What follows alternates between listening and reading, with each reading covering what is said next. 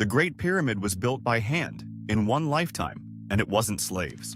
When you picture it, you probably see slaves dragging stone under the whip. That image is wrong. Almost everything about it is wrong. Around 2560 BC, one king, Khufu, gave the order. He wanted a tomb taller than anything humans had ever made. The Great Pyramid would rise 146 meters from over 2 million blocks. It stayed the tallest building on Earth for nearly 4,000 years. Start with a single block, around 2.5 tons of limestone. Now imagine 2 million more, each cut, moved, and placed by hand. Most of that stone never went anywhere.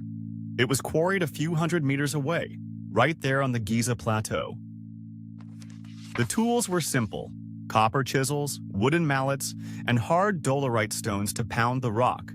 No iron, no steel, no wheels for the heavy work. Workers scored the outline of a block, drove in wooden wedges, and split the stone clean along the line. Slow, patient, repeated 1,000,000 times. Each block was levered onto a wooden sled and dragged across the sand. A worker poured water in front of the runners to stop the sand piling up and cut the effort almost in half. But the smooth white skin came from Tura, across the river. Finer, brighter limestone. And the king's inner chambers were lined with granite. That granite was quarried at Aswan, nearly 800 kilometers to the south. Some blocks weighed as much as 50 tons. So how do you move 50 tons without a road? You wait for the river. Every summer the Nile flooded and canals reached almost to the pyramid itself. Heavy blocks went by boat. A single barge could carry 30 of them. The flood turned the desert edge into a harbor.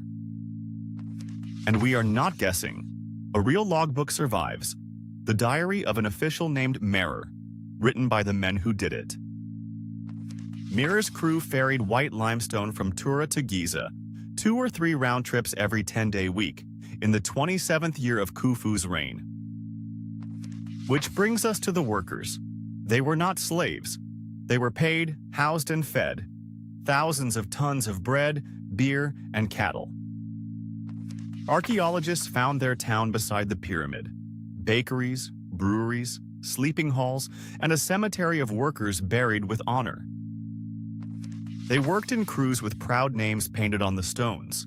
Names like Friends of Khufu and Drunkards of Menkor. Perhaps 20 to 30,000 people at the peak, many rotating in for a season, the way a village owes labor to the state. Their bones show healed breaks, worn joints, even surgery. Hard, dangerous work, but cared for workers, not disposable ones. Now the hardest question. How do you lift a 2-ton block 100 meters into the air with no cranes? Ramps. Everyone agrees on ramps and no one agrees which kind. A long straight ramp? A spiral wrapping the pyramid? Ramps inside it? We still don't know for certain.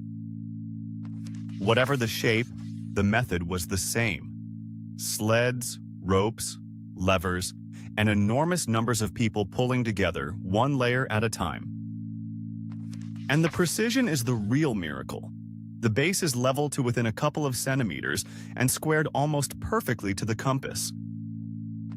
The casing stones were fitted so tightly you could not slide a blade between them. Cut by eye, by hand, by men with copper and string.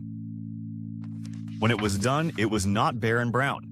It was cased in polished white limestone, capped at the top, blazing in the sun. A mountain of light. It took around 20 years. One king, one generation, and a whole society organized around a single point in the sky. Not aliens, not magic, not slaves. Just people, fed, paid, and astonishingly well organized, who decided to build a mountain, and did. Thanks for watching. Subscribe, and I will keep writing these down.